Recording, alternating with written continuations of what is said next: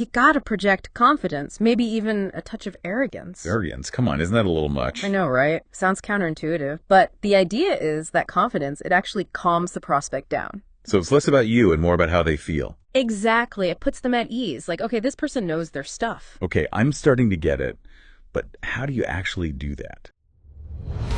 Welcome to The Deep Dive, an intense exploration of how you show up in life, business, and relationships, and how they're all connected in the infinite thread that is you.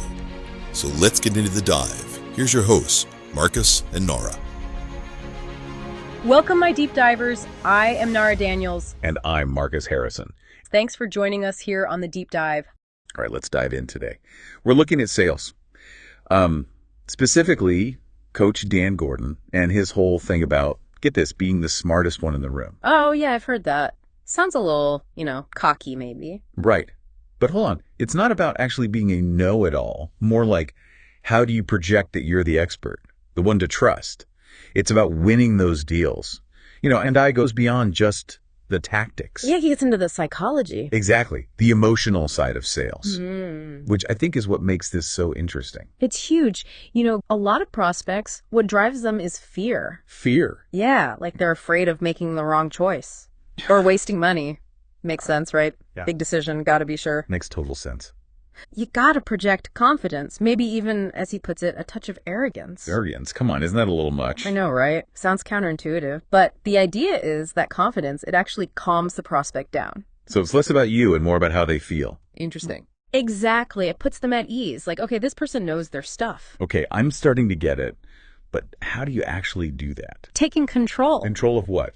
The conversation. Exactly. Instead of just sitting there, answering their questions. Flip it around. Yeah. You start asking the questions. So it's not passive. You're leading the interaction. Right. And just by doing that, subtly, you're positioning yourself. Like, you're the one with the knowledge. You're the expert. Not aggressive, though, right? More like guiding them. Exactly. Guidance. That's the key word. And he gives this awesome example. Imagine, that classic prospect question. Do you offer a 30-day money-back guarantee? Oh, yeah, that one.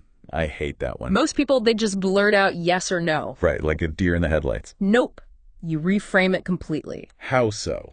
Give me an example. He suggests something like, I understand why you're asking that. It's an important question. Can I tell you how I work and why what I do doesn't rely on a 30-day money-back guarantee? Okay, stopping them in their tracks a bit. Yeah, and then the key, would that be okay? It's almost like you're asking for permission to be the expert. Yeah. I like it. Exactly. You acknowledge their concern, but then boom, you pivot. It's not about just checking boxes. You're emphasizing your own expertise, your unique approach. You're building value. Very clever.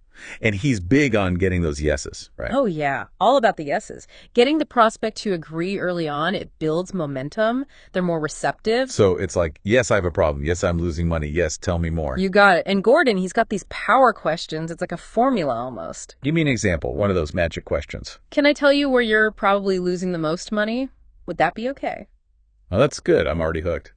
Or another one. Can I tell you what the top performers in your field are doing a little bit different than you? Would that be okay? It's so simple, but it works, right? It makes you feel like, ooh, insider knowledge. Totally. We all want that edge. And these questions, they tap right into it. That desire to learn, to improve, to, be the best. So you're not just selling a product, you're selling a solution. And yourself as the key to that solution. Exactly. You become the guide, the mentor, the one with the secret sauce. He's like giving them a peek behind the curtain, Okay, I love it. But all this confidence stuff, it's got to be backed up with substance, right? You can't just talk a big game. Absolutely. And this is where the requirements of mastery come in. Mastery, huh? Sounds intense. It is. It's about going way beyond just knowing your product. You could have insights, opinions, even, he says, a little bit of contrarian thinking. Ooh, I like that. Don't just follow the crowd. Right. You're not a salesperson anymore. You're an authority. So you're basically saying to be confident, you have to be good. Pretty much. But here's the thing, and this is where it gets really interesting. Gordon actually warns against being too much of a problem solver. Wait, what? Isn't that the whole point? To solve the prospect's problems. Yeah, but if you eliminate all their tension, they might not need you anymore. You got to leave them wanting more. So you're saying create a little mystery. Don't give away all the answers right away. Exactly. Yeah. Spark their curiosity. Show them you have the expertise to guide them, but don't give them the whole map for free. He also talks about embellishing client success stories, within ethical boundaries, of course. Spice things up a bit. Yeah.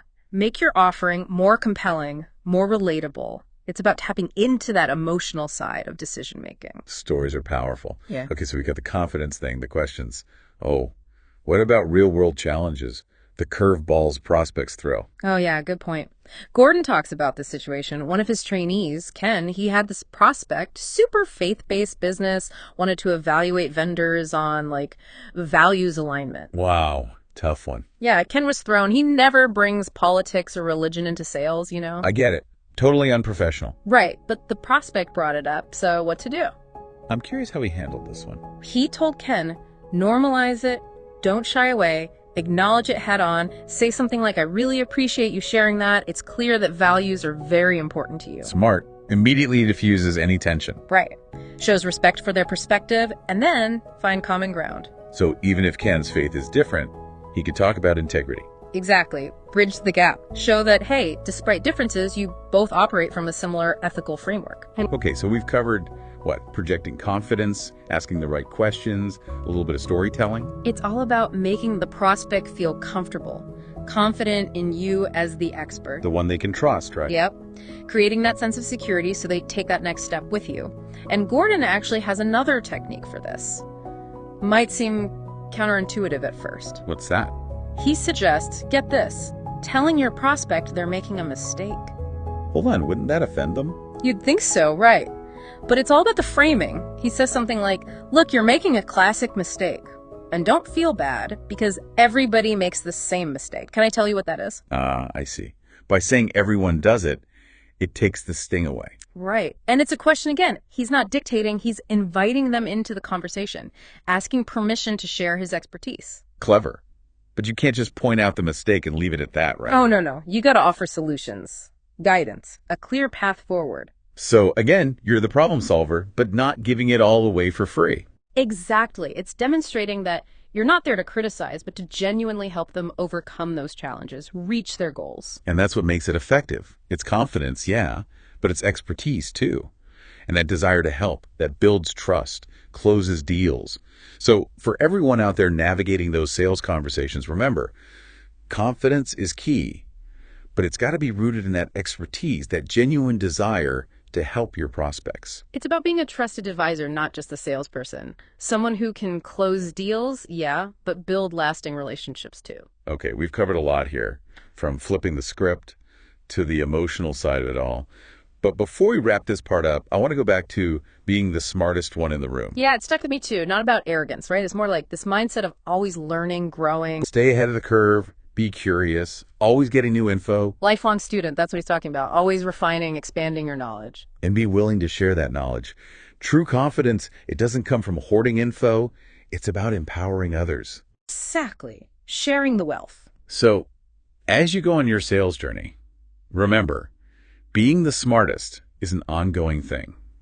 It's about self-improvement, serving others, and that passion for excellence. It's a journey, not a destination. Okay, that's a good place to pause for now. We'll pick this up next time. Same place, well, you know the drill. Looking forward to it. Yeah.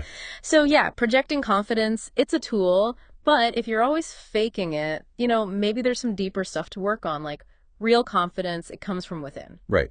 Believing in yourself, your skills. Exactly. You got to have that internal competence to back up the outward confidence. That's where the real mastery is. And Gordon, he talks about the emotional side, not just for the prospect, but for the salesperson too. Yeah, I was going to ask about that. He mentions tapping into that, like inner child enthusiasm. Right, like get excited about what you're offering. Makes sense though, right? When you're genuinely into something, people pick up on that. It's contagious. Exactly. Draws people in. And honestly, it makes the whole thing more fun for you and the prospect. It's not about some trick. It's about sharing that genuine belief. Makes it feel less icky, for sure. Way less. He also talks about owning your space, not like physically, but, projecting that confidence through how you carry yourself. Body language, right? Yep. Posture, eye contact, even a firm handshake, it all plays into how you're perceived. It's like silently saying, hey, I'm worth listening to. Exactly, commanding respect, but not aggressive, more like, Authoritative. yes, and like practicing your power stance in the mirror. Sounds cheesy. Make it work. It works. It can really change how you feel, how you come across. It's training yourself, even subconsciously, to project that confidence, and eventually it just becomes natural. I can see that. Fake it till you make it, kind of. Kind of, but what about when you hit a wall, like a prospect who's super skeptical, tough to crack? You got to meet them where they are. What does that mean? Understand their perspective. Acknowledge their concerns. Tailor your approach to that specific person, like an analytical prospect. Loves data, facts, logic. So you wouldn't use emotional appeal? No. Hit them with the hard facts, the evidence. Speak their language. Show them you get their priorities. You've got it. And even if they push back, don't take it personally. Their objections, usually they're not about you. It's their own stuff. Yeah, fears, uncertainties, past experiences. You got to separate the emotion from what's actually being said and just address the underlying concern. Calmly, rationally. Makes sense. But how do you stay calm when, the pressure's on? Preparation, knowing your stuff inside and out. The more you know, the more confident you'll be when those tough questions come up. So do your homework. Anticipate those objections. Exactly. He even says, rehearse those difficult conversations in your head or with a colleague. Helps you map it out, figure out how to handle different scenarios. Okay, so projecting confidence, the questions, understanding the emotional stuff, it's all connected. And it can really move the needle, get those results. But before we wrap up, I want to circle back to that being the smartest one in the room idea. Yeah, it's kind of catchy, but also a bit provocative. Exactly. Like, what does it really mean? It's more about a mindset. Always learning, growing. He's all about continuous improvement. Yes. Staying curious, seeking out new info, constantly refining your skills, expanding your knowledge base. Being a lifelong student. Exactly. And here's the kicker, being willing to share that knowledge generously. True confidence, it doesn't come from keeping everything to yourself. It's about empowering others. So it's almost paradoxical. To be the smartest, you have to be willing to make others smarter too. Right. It's about lifting everyone up. Okay, I like that. So as you go on this sales journey, being the smartest is more of an ongoing process than a destination. It's a commitment, to self-improvement, serving others, that passion for excellence. It's a journey, not a destination. And that actually brings us to something really important that Gordon talks about, finding your why in sales. Like what truly motivates you. It's got to be more than just hitting those quotas, right? It's about finding a deeper meaning, a purpose in what you do. Asking yourself some tough questions like, what impact do you want to have on your clients? What legacy do you want to build? What kind of difference are you trying to make in the world through your work? Those are some big questions. But I get it. It's about taking it beyond just transactions, connecting with something bigger. Exactly. And when you can align your work with your values, your passions, it becomes less about selling and more about authentic connection, sharing something you truly believe in. Which ties back to the confidence thing, right? If you're passionate, that shines through. Totally. It's not about faking it anymore. It's just you, letting that enthusiasm be contagious. And, Gordon also talks about self-care. Sales can be a grind. It's easy to get caught up in the hustle and burn out. Yeah, gotta take care of yourself. Right. Prioritize your well-being, physical and mental. Set boundaries. Make time for things that bring you joy. It's like that saying, you can't pour from an empty cup. So true. You gotta recharge to be your best. Exactly. It's like mindfulness practices, meditation, gratitude exercises, that kind of thing. Keep you grounded. Manage the stress. Yeah. Bring more presence, more intention to your work instead of just going through the motions. So, we've seen how Coach Dan Gordon's approach, it goes beyond just techniques. It's personal development, emotional intelligence, aligning your work with who you are. It's a whole package. Recognizing that success in sales, it's not just what you do, but who you are, how you show up in the world. We've covered a lot of ground here today. The psychology, the strategies, the whole mindset shift. And I think some really valuable, actionable stuff that people can take away and use right away. Absolutely. But remember, this is just the starting point.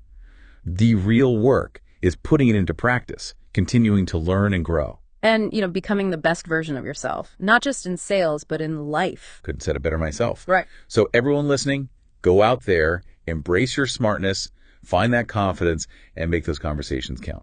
Thanks for listening, Deep Divers. I'm Nara Daniels. I'm Marcus Harrison. And until next time, keep learning, keep growing, keep striving. See you next time. We hope you enjoyed the deep dive. Subscribe to the podcast for more deep dives as Nara and Marcus traverse the infinite exploration into the mind and soul of you. We'll see you next time on The Dive.